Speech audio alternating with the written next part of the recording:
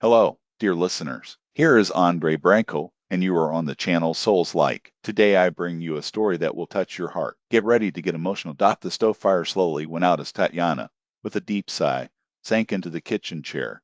Another medical appointment, another frustrated hope. 3 years of endless treatments, exams, medicines, injections, 3 attempts at in vitro fertilization, and nothing. The doctor, with his technical jargon about physiological particularities and individual factors, only confirmed what she already knew.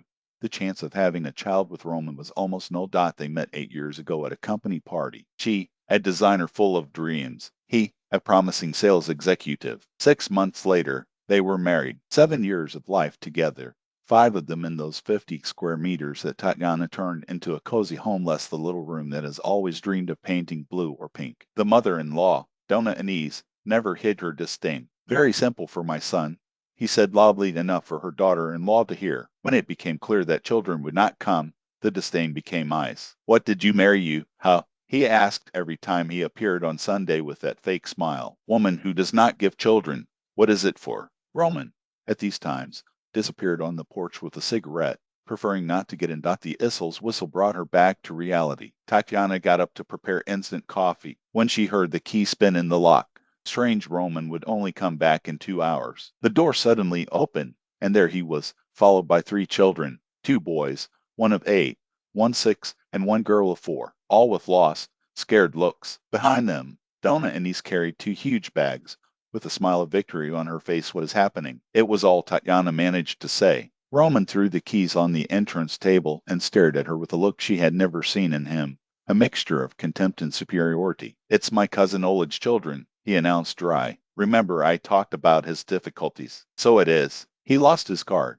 The woman disappeared, and now he can't take care of them. Tatiana felt a knot form in the stomach. And they will live here, Roman added, as if it were the most natural thing in the world. You will take care, create, as your own will not be born. She froze, incredulously. Behind her husband, the mother-in-law packed her bags with a triumphant air. I've already separated everything they need, said Donna Anise, entering the room like the house owner. You always wanted children, Tatiana. Now it has. Enjoy. The children, shrunk at the entrance, squeezed each other against each other, watching everything with their round eyes. Roman, we can't simply. Tatiana tried, but she was interrupted. We can, and let's go. They are from my family, my blood. Unlike you, I don't turn my back to mine. We needed to talk about it. She'd insisted, trying to stay calm, though inside everything stared. There is nothing to discuss. Or are you against? Chased Roman. Do you don't even want children? Were all these trips to the doctor just theater? Words hurt like a knife. Tatiana felt her throat tighten. I'm going to work,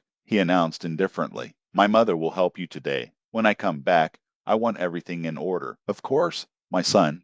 Donna and Anise touched. We both realize, don't we, honey? Tatiana looked at the children, so fragile, so lost. Something inside her moved. They were not to blame for any of that. What are you called? He asked, crouching at their height. I'm Kirill, the eldest answered. This is Glade, and this is Sonya. Are you hungry? He tried to smile, though his world was collapsing. The little ones nodded. Chai, so let's eat something. While preparing sandwiches and served tea, Tatiana called her best friend, Alice, leaving to the porch to speak softly. Can you come here? Now, he asked, desperate. Half an hour later, Alice was already at the door. While Donna Anise was busy with the children, the two locked themselves in the kitchen. Are you crazy? Alice said. They just play 3 children in your house and you accept it. I know, Tatiana sighed, but look at them. They are not to blame. You're being used. Tanina, your husband and this monster mother-in-law just want. I know, she repeated firmly. But I have a plan. When Alice left, Tatiana returned to the living room. Donna Anise already got sheets on the couch. The boys sleep here,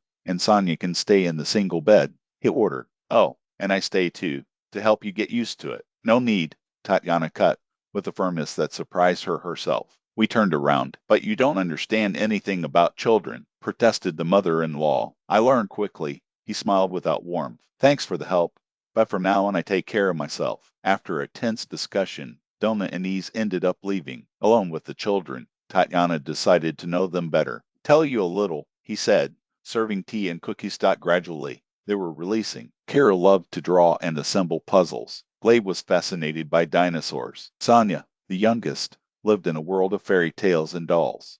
They said that his father began drinking after his mother left until social assistants took them to a shelter. It was from there that Uncle Roma had sought them that day, so you're our new mother, asked Sonia, suddenly making Tatiana's heart stop. I'll take care of you until we find a solution, he said carefully. At night, after bathing, changing the children in clothes and putting them to sleep, Tatiana told a story to Sonia, the three little pigs, as her grandmother did when she was little. When the little ones fell asleep, she took the notebook and made some calls. When Roman arrived around 10, slightly drunk, she already knew exactly what to do. So, did you do the pack? Mocked him. They are sleeping. Tatiana answered, Serena. We need to talk. What? He shrugged. Everything is solved. Children need a home. You need children. Everyone wins. Bless you. Of course. You don't want these children, she said low, but firmly like this. He frowned. You brought them here not for the sake of your nephews, but to punish me. Roman avoided his gaze. Nonsense, he murmured, but uncertainty trembled in his voice. You never forgive me because you couldn't have children, Tatiana continued without blinking. But do you know something that you couldn't have children? Kyril's voice trembled, but his eyes shone with a determination that did not match his 13 years. But look at what everything went. He wanted to use us against you, but in the end we won a mother. Tatiana felt the knot in her throat. The words of the son, his son, echoed as a truth that she herself took years to accept. She reached over the table, and Kirill took her without hesitation. His fingers, now larger than Gleb, squeezing his own with a quiet force. He thought he was punishing me, he continued, looking at each one of them. Kirill, with a serious teenager air. Gleb, who was already smiling with a piece of bread in his mouth. Sonia, swinging the spoon as if he drove an imaginary orchestra.